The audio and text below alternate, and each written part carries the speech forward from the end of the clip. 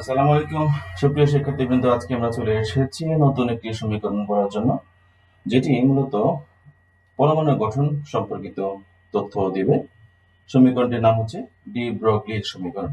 মূলত এই ডি ব্রগলির সমীকরণটি আধুনিক কোয়ান্টাম মেকানিক্সের অন্যতম একটি বুনিয়াদ, এবং এখানে ডি ব্রগলির সমীকরণ দ্বারা আমরা কেবল এই সমীকরণটি শিখব না, বরং এখানে ইলেকট্রনের যে দ্বৈত ধর্ম বা ডুয়াল নেচার বলতে যা রয়েছে সেটি সম্পর্কেও জানতে পারবো।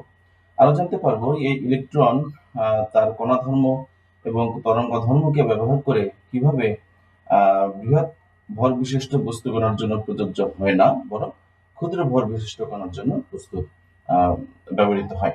ঠিক আছে, চলো আমরা শুরু করি। ডি ব্রগলির সমীকরণ মূলত আমরা জানি যে ম্যাক্স প্ল্যাঙ্কের সূত্র অনুযায়ী বলা আছে যে E equal to H new. H হচ্ছে প্ল্যাঙ্কের ধ্রুবক, ই হচ্ছে শক্তি এবং নিউ হচ্ছে ফ্রিকোয়েন্সি বা কম্পাঙ্ক। ঠিক আছে, তো এরপরে আবার আমাদের এটাও জানা আছে যে আইনস্টাইনের ভর শক্তি সম্পর্ক হতে E equal to MC square, যেখানে এম হচ্ছে ইলেকট্রনের ভর, সি হচ্ছে ইলেকট্রনের বেগ, যেটি আলোর বেগের সমান।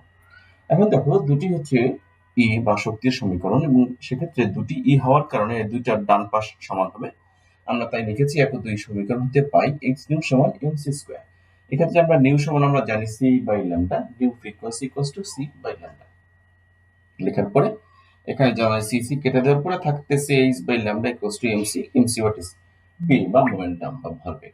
তাহলে P equal to H by lambda লিখতে পারি, এটা হচ্ছে ডি ব্রগলি সমীকরণের একটি রূপ। আবার এখানে আমরা যদি দেখি, এই সি হচ্ছে আলোর বেগ বা ইলেকট্রনের বেগ, আর এটা যদি বৃহৎ কোনো ভরের বস্তুর জন্য বেগ হয় তাহলে তাকে আমরা ভি দিয়ে প্রকাশ করি, সেক্ষেত্রে হয়ে যাবে M V equals to P বা ভরবেগ। তাহলে এইচ বাই ল্যাম্ডা, তো এটা ডি ব্রগলি সমীকরণের একটি রূপ। খেয়াল করো, এখানে এই এম হচ্ছে ইলেকট্রনের ভর বা বৃহৎ কোনো বস্তুর ভর। সুতরাং ইলেকট্রনের ভর যেহেতু এম, তার ভর যেহেতু আছে, তাই অবশ্যই সেটি কণাধর্মী। আর আমরা জানি যার ভর আছে সে অবশ্যই কোনো না কোনো কণা ধারণ করে। তাই যেহেতু ইলেকট্রনের ভর রয়েছে, হতে পারে সেটি অত্যন্ত কম, 9.1 ইন্টু 10⁻31 কেজি। যদিও এটি খুব ক্ষুদ্র একটি ভর, তবুও ভর থাকার কারণে আমরা বলতে পারি এই ইলেকট্রন হচ্ছে কণাধর্মী। আবার দেখো, এখানে একটি ল্যামডা আছে। ল্যামডা মানে আমরা জানি তরঙ্গ দৈর্ঘ্য। সুতরাং একটি পূর্ণ তরঙ্গ সৃষ্টি করতে সে যতটুকু পথ অতিক্রম করে, এটি হচ্ছে তার তরঙ্গ দৈর্ঘ্য।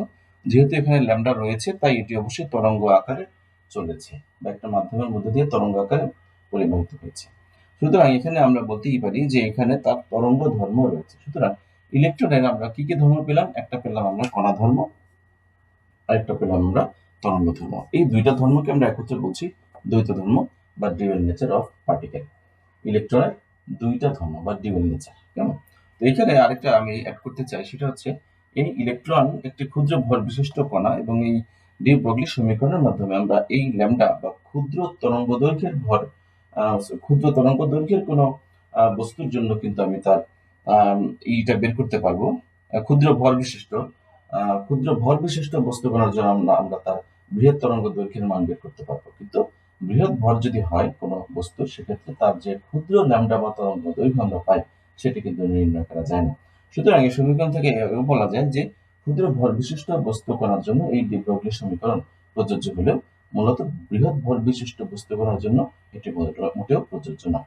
ঠিক আছে, এই হচ্ছে মোটামুটি ডি ব্রগলি সমীকরণের আদ্যপান্ত। সবাইকে ধন্যবাদ।